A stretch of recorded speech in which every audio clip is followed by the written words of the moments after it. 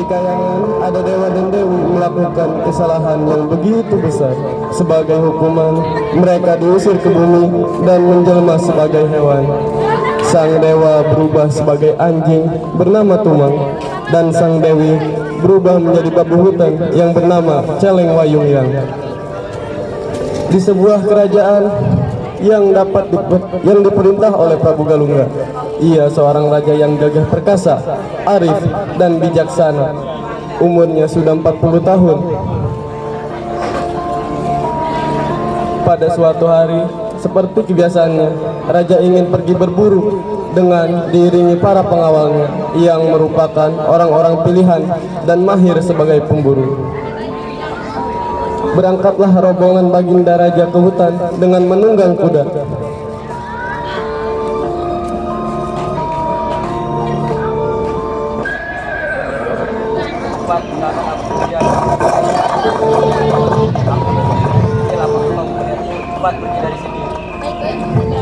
Setelah para pengawal pergi, ia menuju semak-semak belukar.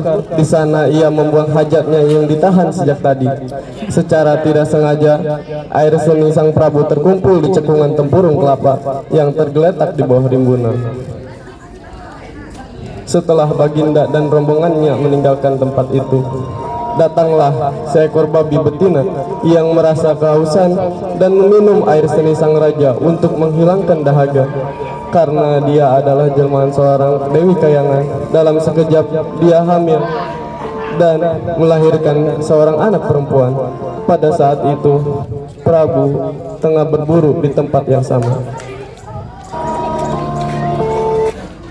Aneh, anak siapa yang ditinggalkan di tengah hutan seperti ini? Tahu saja dilakukan, jangan-jangan suara peri atau jin perawan.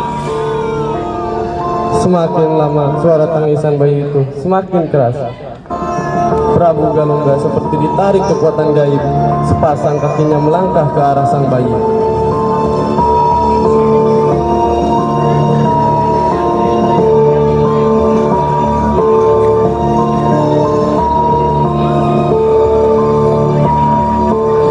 Prabu Galungga segera menggendong bayi itu.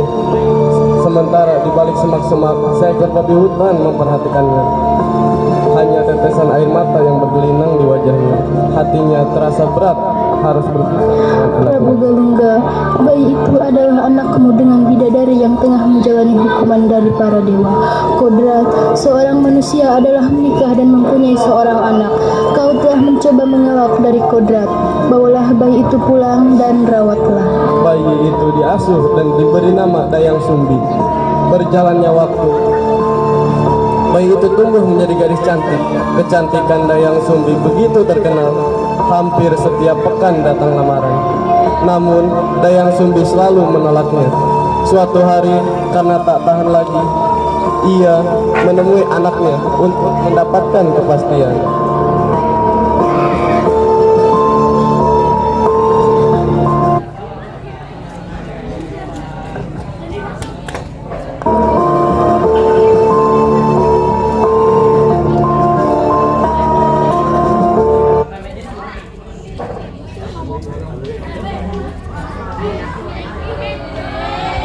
Ampun ayahanda, hamba belum berminat untuk berumah tangga. Jawaban itu membuat sang Prabu murka.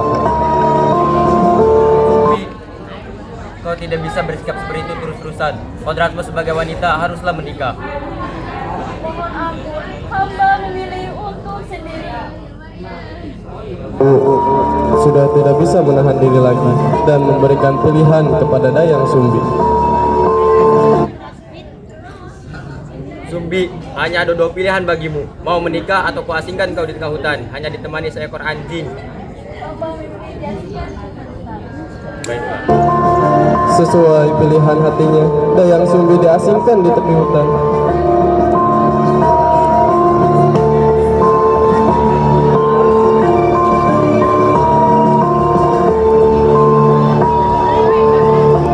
Temannya sehari-hari hanya seekor anjing bernama Tumang. Dayang Sumbi adalah seorang putri yang gemar menenun. Sebagai besar waktunya dihabiskan untuk membuat kain tenun yang indah. Suatu ketika saat menenun di istana, entah kenapa hari itu dia sedikit pusing dan lemas, sementara benang pemintalnya berkali-kali jatuh. Dayang Sumbi menjadi malas mengambilnya karena jengkel benang pemintalnya jatuh terus. Ia pun berkata,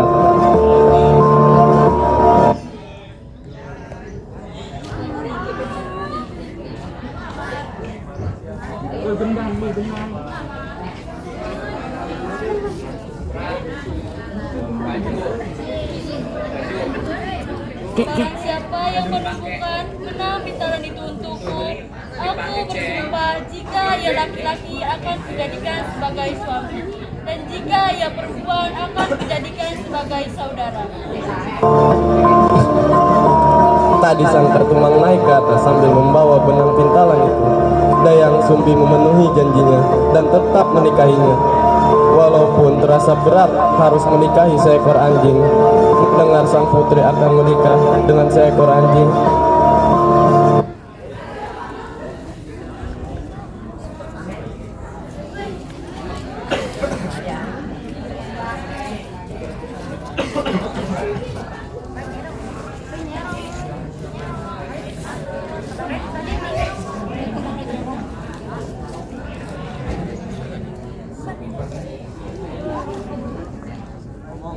Apakah kau benar ingin menikahi seekor anjing? Ya, Sang Prabu.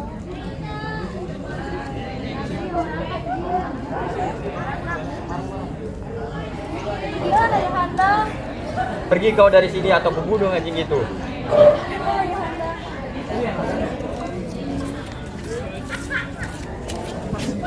kini Dayang Sumbi tinggal di sebuah pondok sederhana di tengah hutan bersama si Tumang yang selalu menemaninya.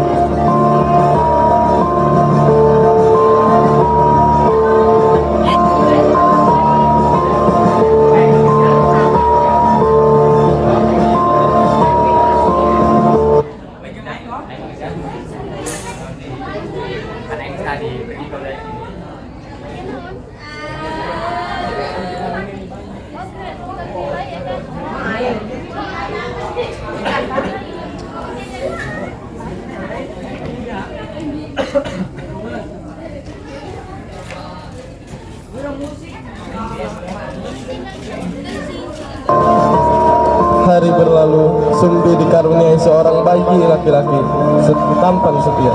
Bayi itu diasuh dengan penuh kasih sayang dan diberi nama Sang Kuryang. Tak terasa tahun sudah berlalu, Sang Kuryang kecil sudah pandai berburu binatang bersama Tumang. Sang Kuryang tak pernah tahu kalau si Tumang adalah ayahnya, sebab Dayang Sumbi tidak pernah bercerita kepada Sang Kuryang. Suatu hari seperti biasa, Sang Kuryang berpamit hendak berburu ke hutan bersama si Tumang. Nah, bawakan ibu daging kijang ya. Berangkatlah ayah dan anak itu ke dalam hutan. Namun kali ini nasib mereka sepertinya kurang beruntung. Mereka tidak menemukan hewan seekor pun.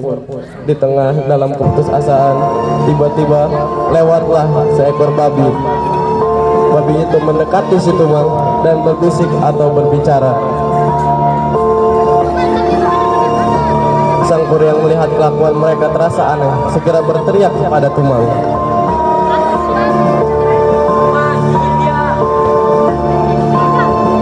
Teriakan Sang Kuryang, si babi terkejut dan segera melarikan diri.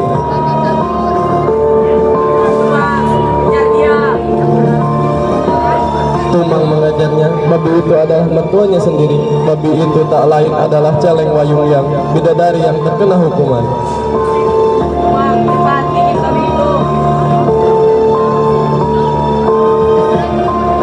Tumang hanya diam saja, tak mungkin ia menggigit mertuanya sendiri, ibu dari Dayang Sumbi. Sang Kuryang menjadi marah, ia menghentak-hentakkan kakinya ke tanah.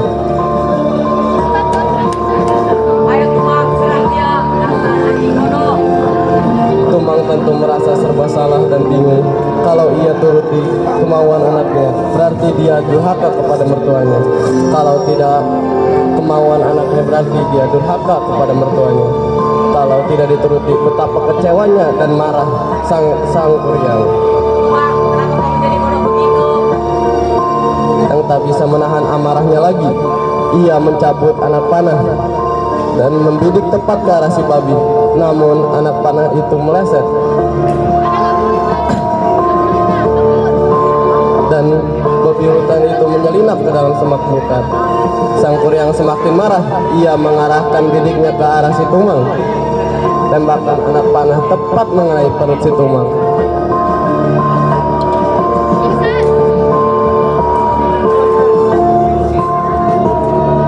Ia berlari namun langkahnya jadi gontai.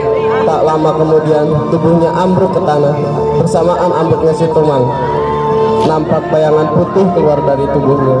Itulah roh atau jiwa dari dewa yang bersemayam di tubuh si Tumang. Ia hampiri si Tumang yang terkapar di bawah tanah. Andai ia tahu bahwa anjing itu adalah ayahnya sendiri, ia tak mungkin tega berbuat seperti itu. Setelah puas mencincang bagian tubuh si Tumang, ia bungkus daging itu dan dibawa pulang.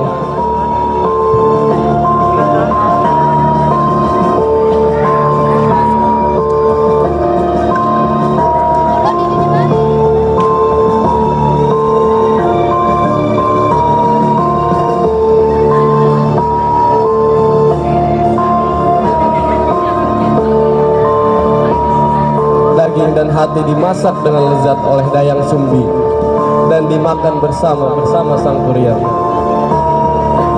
Setelah selesai makan, Dayang Sumbi seperti biasa mencari si Tumang.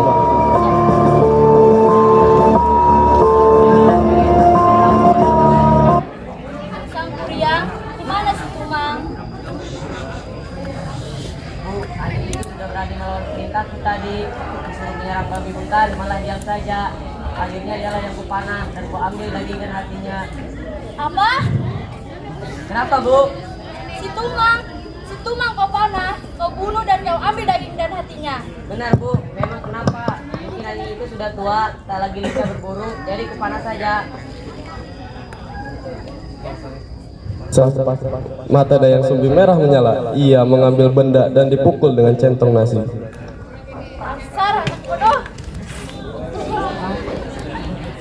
Pergi kau dari Centong itu mengenai kepala sang Kuryang, menjerit kesakitan. Ia diusir dari rumah. Pergi kau dari hadapanku, anak durhaka. Sang Kuryang merasa heran dan penasaran mengapa ibunya bersikap kasar seperti itu. Ibunya tak pernah berbuat seperti ini. Mengapa ibunya lebih menyayangi si Tumang?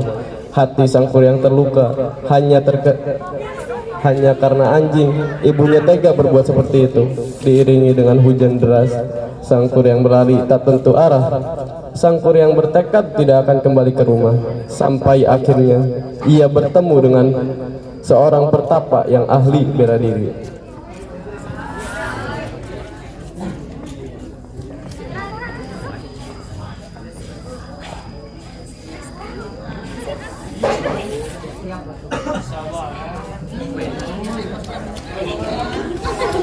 Dua 12 tahun kemudian, ia sudah menjadi pemuda dewasa. Wajahnya tampan, tubuhnya gagah perkasa. Suatu hari,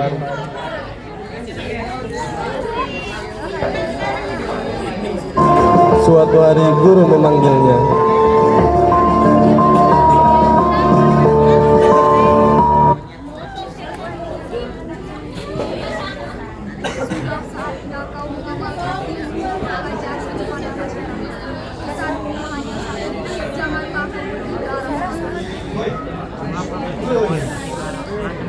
Sudahlah, ikuti saja apa nasihatku, supaya kamu tidak tertimpa nasib sial. Hari itulah ia meninggalkan pertapaan gurunya. Mula-mula ia berjalan ke arah utara.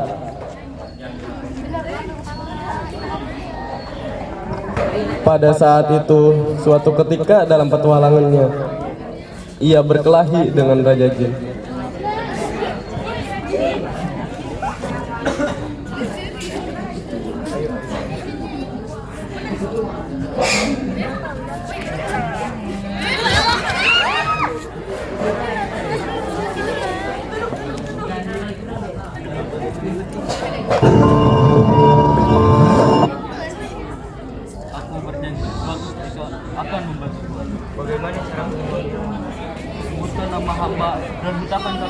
perempuan 3 kali ke bumi, maka hamba akan datang bersama pasukan hamba. Baik.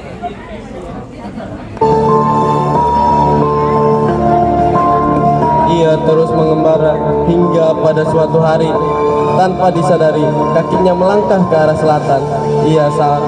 Ia sampai di sebuah daratan landai yang tanahnya subur. Ia berjalan menyusuri sungai berair jernih di tepi hutan, hingga suatu ketika ia melihat seorang gadis sedang mandi. Hatinya berdebar kencang, belum pernah ia melihat gadis secantik itu. Ia terpesona, ia bersembunyi di tempat aman. Ditunggunya hingga gadis itu selesai mandi dan mencuci pakaian. Pada saat itu, gadis baru selesai mencuci pakaian. Tiba-tiba seekor hitam datang dari arah belakang.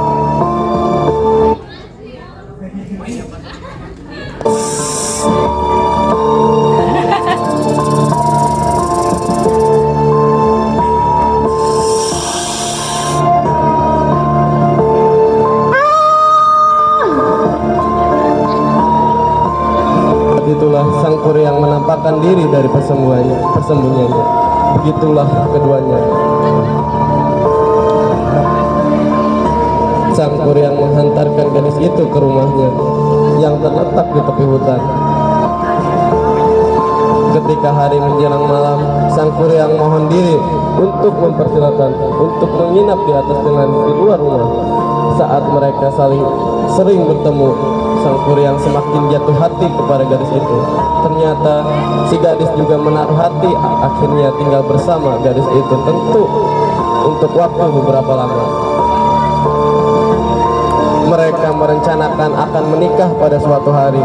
Ketika mereka sedang bercengkrama, si gadis mencari kutu di kepala sang kuryang.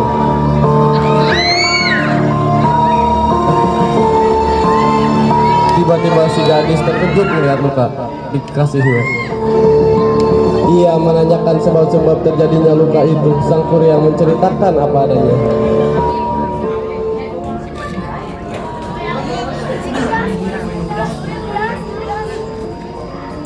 Iya, kenapa bisa terluka di kepalamu? Dipukul centong.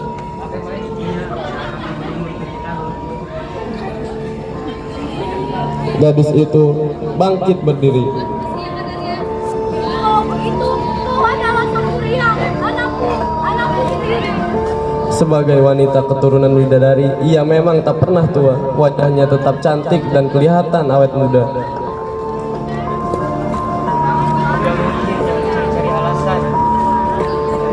Berusaha meyakinkan sang kuryang dengan menceritakan kejadian-kejadian luar biasa di masa kecil sang kuryang. Namun pemuda itu tetap tidak mau mempercayainya. Kisahmu memang mirip seperti apa yang kau alami, tapi tidak mungkin kau ingin. Ibuku mungkin sudah berusia lanjut dan tidak secantik. Bagaimana ini bisa terjadi? Bagaimanapun, kau harus tetap ada di sini. Aku tidak mungkin menikahi anakku sendiri.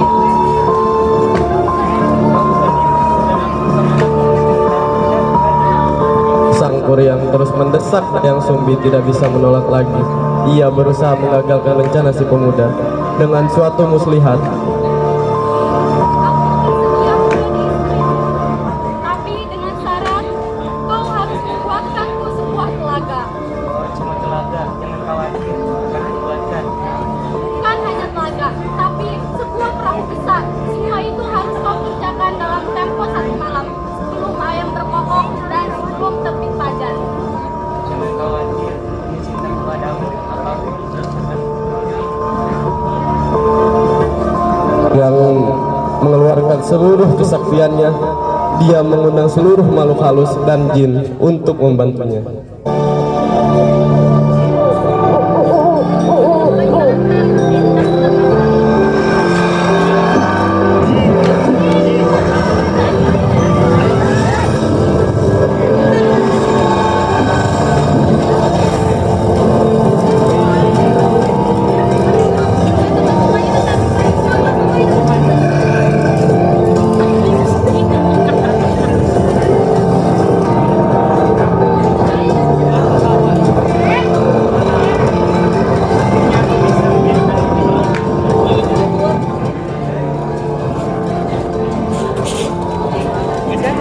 semua sudah terbendung, Sang Kuryang pergi menebang pohon raksasa dan mulai membuat perahu yang sangat besar.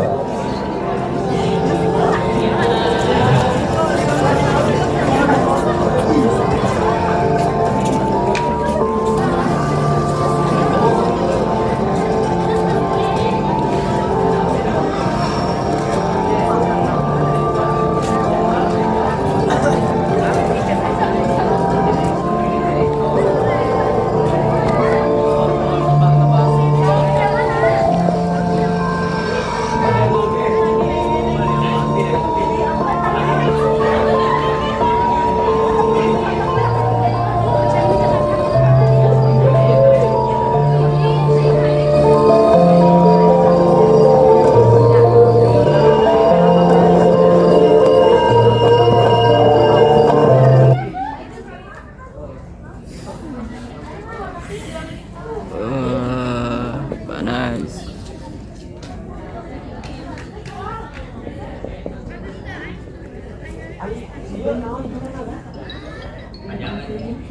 Di bagian dalam sini, Pak.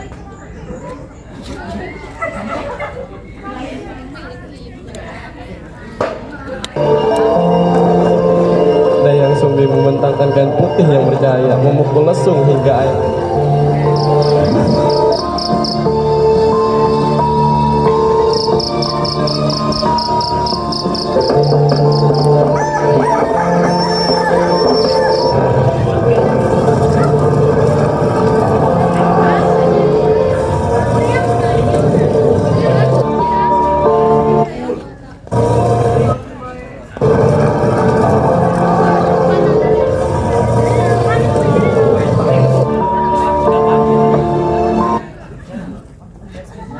Hah? Sudah pagi. Padahal perahu yang belum selesai. Sang Kuryang sangat marah, sangat jika mengetahui dia ini.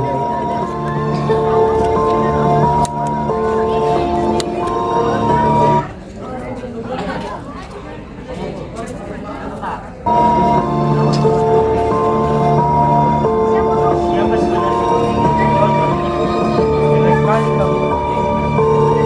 Dengar sambil mendengar perkataan Sang Kuryang. Aku ibumu Sang Kuryang. Sebenarnya aku adalah ibu kandungmu. Sang Kuryang tidak percaya perkataan Dayang Sumbi. Dia marah. Tidak mungkin, masih tidak percaya.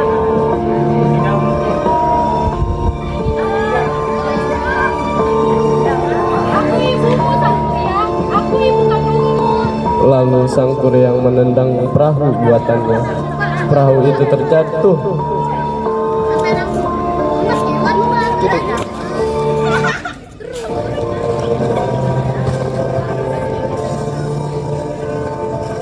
Perahu itu terjatuh dengan posisi terbalik dan berubah menjadi gunung yang indah sekarang. Gunung Tangkuban Perahu.